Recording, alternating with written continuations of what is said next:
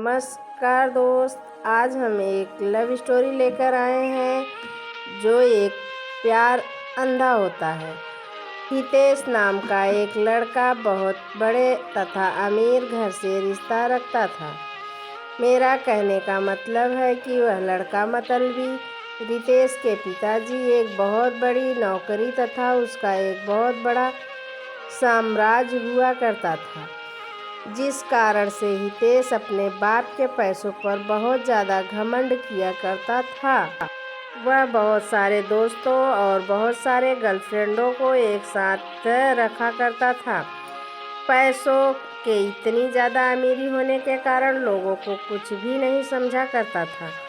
सभी से झगड़ा किया करता था और सभी के साथ बहुत ज़्यादा बुरे मानसिकता हालात से पेश आता था। यही कारण है कि हितेश का कोई बेस्ट फ्रेंड नहीं था। वह जितने भी फ्रेंड के साथ रहा करता था, जितने भी दोस्त के साथ रहता था, वह सिर्फ उनके साथ उनके पैसों पर मौज मस्ती करने के लिए रहता था। लेकिन जब हितेश किसी मुसीबत में फंस जाता तो कोई भी दोस्त उसकी मदद करने के लिए बिल्कुल भी आगे नहीं आता था। हितेश बहुत ज़्यादा अपने फ्रेंड तथा दोस्तों के साथ टूर करने के लिए बाहर देश जाया करता था, क्योंकि उसके पिता के पास इतनी ज़्यादा दौलत थी कि कितना भी हितेश का उस दौलत से पैसा उड़ा दे उसका कम ही नहीं होने वाला था। इस कारण से हितेश उस दौलत को लेके बहुत ज़्यादा घमंड करता था और हमेशा अपने दोस्तों को बहुत ज़्यादा पार्टी दिया करता था और फिर उसके साथ घूमने के लिए जाने के लिए कहा करता था। हितेश को लड़की की लत लग गई थी। वह लड़कियों के साथ बहुत ज़्यादा समय बिताया करता था। ज़्यादा पैसा होने के कारण वह बहुत सारी लड़कियों के साथ घूमा करता था तथा बाहर डांस में जाकर लड़कियों के साथ डांस भी किया करता था। वह रेस्टोरेंट जाकर लड़कियों को खाना खिलाता और फिर घूमने के लिए टूर पर जाया करता था। लेकिन जब हुआ किसी कारण से अपनी छत पर टहल रहा था तो उसके घर के सामने एक छत पर वहाँ एक लड़की खूबसूरत टहल रही थी। हितेश अपने पैसे के दम पर सोचा कि चाहे कोई भी लड़की हो, अगर हितेश एक बार इशारा कर देगा तो कोई भी लड़की उसके आगे अपनी एटीट्यूड को नहीं रखेगी। लेकिन वह अच्छे परिवार से बिलोंग करती थी। वह लड़की ऐसी वैसी लड़की नहीं थी जो किसी के पैसों को देखकर उसके साथ चल जाए। उस लड़की को हंसाने के लिए हितेश बहुत तरह उसको लालच देने का प्रयास करता था, लेकिन वह लड़की ऐसी वैसी लड़की बिल्कुल भी नहीं थी कि किसी की बातों में आ जाए।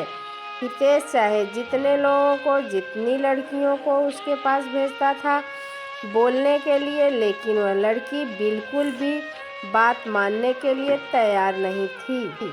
हितेश लड़की के लिए मानो जैसे पागल होता जा रहा था, क्योंकि हितेश के अंदर इतनी ज़्यादा एटीट्यूड था कि अगर वह लड़की ना कर दिया तो उसमें बहुत ज़्यादा गुस्सा आ गया था। हितेश सोच रहा था कि जिस कारण से भी वह लड़की मना कर रही थी, हम चाहे कितना भी पैसा उसे देना पड़े, अपने साथ उसे घूमने को मजबूर कर देंगे। एक भी पैसे नहीं, लड़की फ्रेंड को उसके घर भेजने के लिए कहती, लेकिन जाओ उस लड़की को बोलो कि जितना पैसा लेना है, जितना खाना है, जितना घूमना है मेरे से ले लो, लेकिन मेरे साथ घूमने के लिए तैयार हो जाओ। लेकिन किसी भी परिस्थिति में वह लड़की तैयार होने पर राजी ही नहीं हो रही थी। इस बात को सुनकर हितेश को बहुत ज़्यादा गुस्सा आ रहा था। अब धीरे धीरे हितेश बिल्कुल भी बदलने लगा था।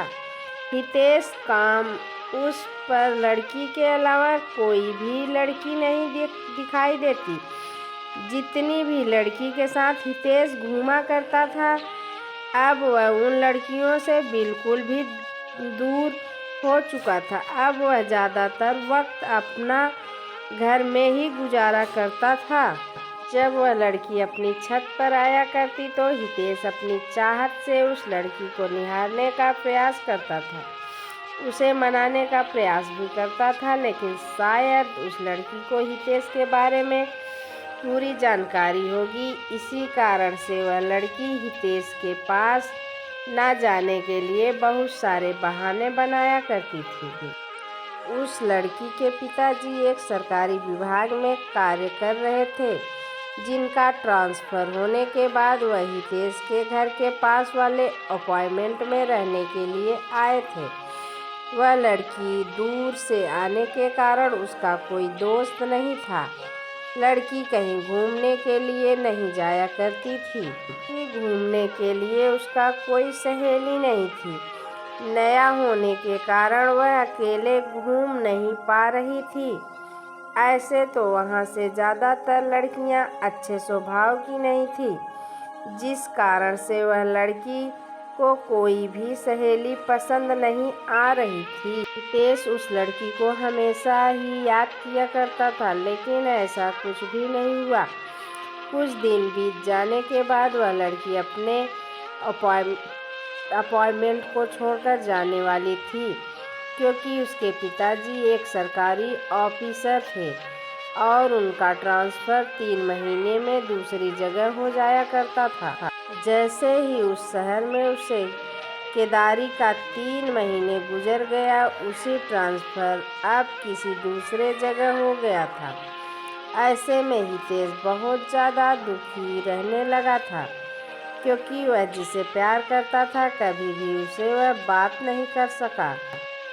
जैसे ही इस बात की जानकारी हितेश को हुआ, बहुत ज़्यादा दुखी हुआ और सोचने लगा कि मेरी क्या गलती है कि मुझे वह लड़की आज तक सही से देखा नहीं। लेकिन मान लिया था कि शहर में उस दिन अंतिम दिन था। हितेश आता था कि उस लड़की से मुलाकात करके कुछ बात किया जाए। जब वह लड़की बाहर जा रही थी तो हितेश नहीं जा रहा था। जैसे ही लड़की देखी तो हितेश रुक गया।